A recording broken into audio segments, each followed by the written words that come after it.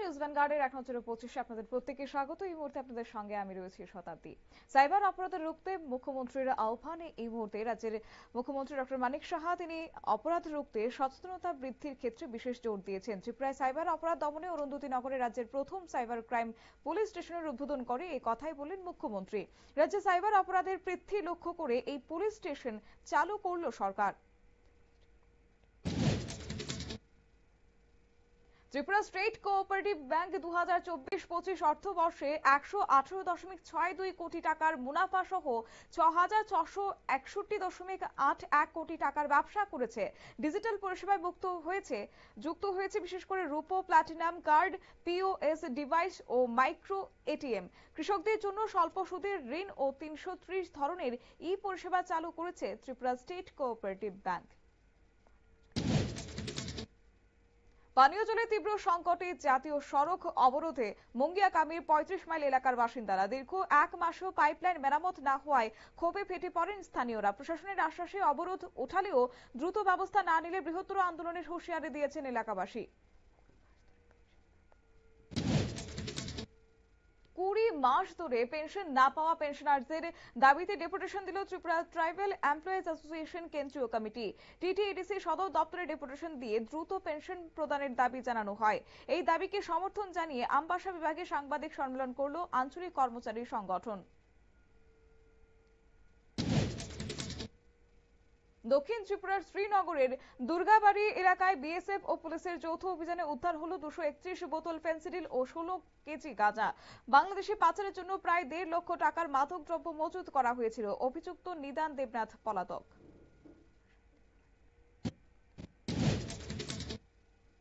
ধর্মনগরের শান্তিপাড়ায় গৃহস্থের অনুপস্থিতিতে দুঃসাহসিক চুরির ঘটনায় চাঞ্চল্য ছড়িয়েছে এলাকায়। চোরেরা নগদ টাকা ও সোনার গহনা লুট করে নিয়ে পালায়।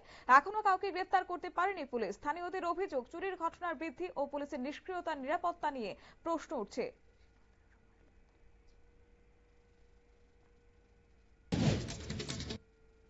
সিমনা বিধানসভার লতা মিয়া চা বাগানে এক অজ্ঞাত যুবকের রক্তাক্ত দেহ উদ্ধারকে ঘিরে চাঞ্চল্য ছড়িয়েছে। মৃতদেহটি গোপালনগরে নিখোঁজ যুবক বিকাশ দেবনাথের হাতে হতে পারে বলে অনুমান করছে পুলিশ। প্রাথমিক তদন্তে একে পরিকল্পিত হত্যাকাণ্ড বলে মনে করা হচ্ছে। ঘটনার তদন্তে ফরেনসিক দলকে ডাকা হয়েছে।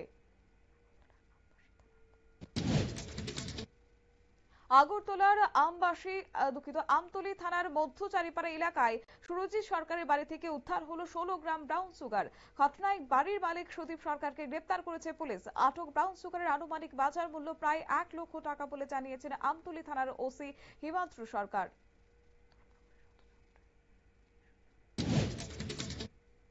ধর্মনগরে রথযাত্রায় ভিড়ের সুযোগকে কাজে লাগিয়ে চোরেদের দল স্বর্ণালংকার সহ 10টি মোবাইল চুরি করে নিয়ে যায়। স্বর্ণের চেইন রয়েছে সেই তালিকায়। নোয়াপাড়া প্রগতি রোডের বাসিন্দা রূপাঞ্জন ভট্টাচার্যের শিশুর গলার একেবারে ওজনের স্বর্ণের চেইন চুরি হয়ে যায়। চুরির ঘটনার পর নিরাপত্তা ব্যবস্থা নিয়ে উঠছে প্রশ্ন। তদন্তে নেমেছে ধর্মনগর থানার পুলিশ।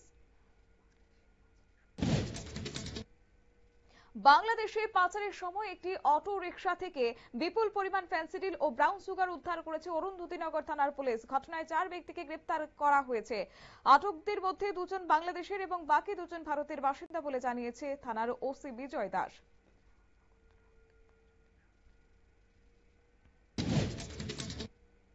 আগরতলার উদয়পুর জাতীয় সড়কের চরিলাম পেট্রোল পাম্প সংলগ্ন এলাকায় একটি বাসের সঙ্গে সংঘর্ষে একটি স্কুটি চালকের মৃত্যু হয়েছে শনিবার। নিহত ব্যক্তির নাম চন্দন ভৌমিক, চরিলাম ব্লকের চিকুরিয়া এলাকার বাসিন্দা। তিনি পেশায় একজনের ব্যবসায়ী। মৃত্যু হয়েছে ব্যবসায়ী চন্দন ভৌমিকের।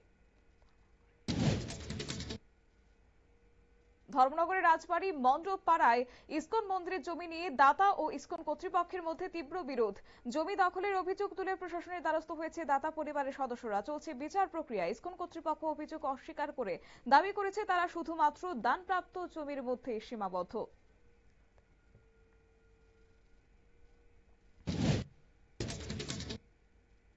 আহমেদাবাদ বিমান দুর্ঘটনায় মৃতের সংখ্যা নিয়ে নতুন করে বিভ্রান্তি ছড়িয়েছে। প্রথমে সরকার জানিয়েছিল 275 জনের মৃত্যু হয়েছে, পরে শনাক্ত করা হয়েছে 260 জনের দেহ। শনিবার দেহটি শনাক্ত হওয়ার সংখ্যা নিয়ে উঠছে প্রশ্ন। প্রশাসনিক হিসাব ঘণ্টায়।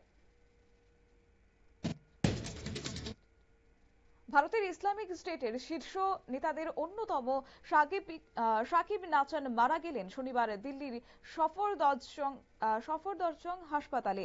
57 বছর বয়সী সাকিবের মৃত্যু হয় মস্তিষ্কে রক্তক্ষরণের ফলে। সে নিষিদ্ধ সংগঠন সিমির প্রাক্তন পদাধিকারী বলেও জানা গেছে। সিমির প্রাক্তন পদাধিকারী সাকিব বহুদিন ধরেই গোয়েন্দাদের নজরে ছিলেন।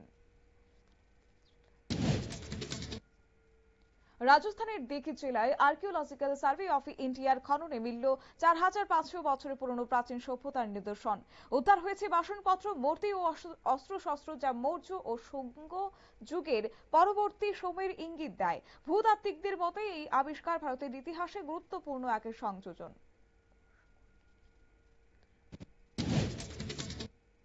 পোষ্য গরুকে খেয়ে নেওয়ার প্রতিশোধে বাঘিনী ও তার 4 শাবককে বিষ দিয়ে খুন করার অভিযোগ উঠল বেঙ্গালুরুর 3 বাসিন্দার বিরুদ্ধে।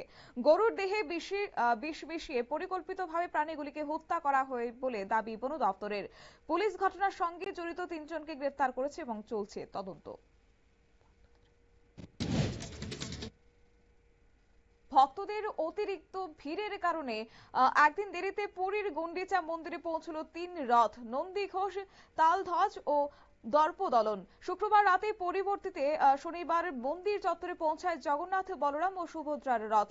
রবিবার গুন্ডিচা মন্দিরের ভেতরে প্রবেশ করানো হবে 3 বিগ্রহকে, জানালো মন্দির কর্তৃপক্ষ।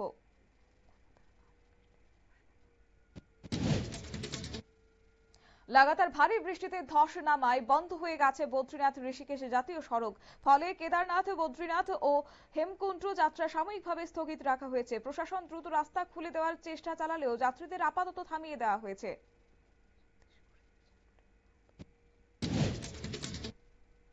ছত্তিশগড়ের বিজাপুরে মাও দমন অভিযানে বড় সাফল্য পেয়েছে পুলিশ ও নিরাপত্তা বাহিনী। মোট 13 জন মাওবাদী নেতা, যার মধ্যে 8 জন মহিলা, অস্ত্রশস্ত্র সহ আত্মসমর্পণ করেছে শুক্রবার। মাও আদর্শের নৃশংসতা ও অমানবিকতায় বিরক্ত হয়ে আত্মসমর্পণের সিদ্ধান্ত নিয়েছে বলে জানিয়েছেন তারা। আহমেদাবাদ বিমান দুর্ঘটনার তদন্তে স্বচ্ছতা রাখতে রাষ্ট্রসংঘের নজরদারি অনুমতি দিল কেন্দ্র। মোদী সরকার রাজি হয়েছে আন্তর্জাতিক সিভিল এভিয়েশন অর্গানাইজেশনের পর্যবেক্ষক নিয়োগের প্রস্তাবে। গোপনীয়তা নয়, বরং স্বচ্ছ তদন্ত প্রক্রিয়া নিশ্চিত করতে এই সিদ্ধান্ত বলে জানানো হয়েছে। আদানি গ্রুপের কয়লা খনি প্রকল্পে এবার ছত্তিশগড়ের রায়গড় জেলায় শুরু হয়েছে ব্যাপক বৃক্ষ নিধন। মাত্র 2 দিনে কাটা হয়েছে 5000 গাছ, 1,215 হেক্টর জঙ্গল পরিষ্কার করা।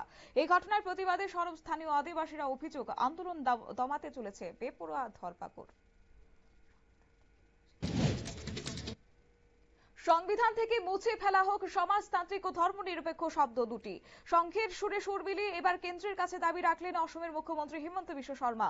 তিনি বলেন, ধর্মনিরপেক্ষতা শব্দটি ভারতীয় সর্বধর্ম সমন্বয়ের ধারণার বিরুদ্ধে।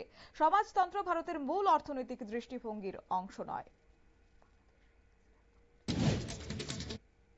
বাংলাদেশের শেখ হাসিনার আমলে নির্বাচন নিয়ে তদন্তে নেমেছে অন্তর্বর্তী সরকার। বাংলাদেশ সরকার 3টি সাধারণ নির্বাচন নিয়ে গঠন করেছে তদন্ত কমিটি। আগামী সেপ্টেম্বরের মধ্যে রিপোর্ট জমা দেবে এই কমিটি, যা হাসিনা আমলের নির্বাচনী স্বচ্ছতা নিয়ে প্রশ্ন তোলেন।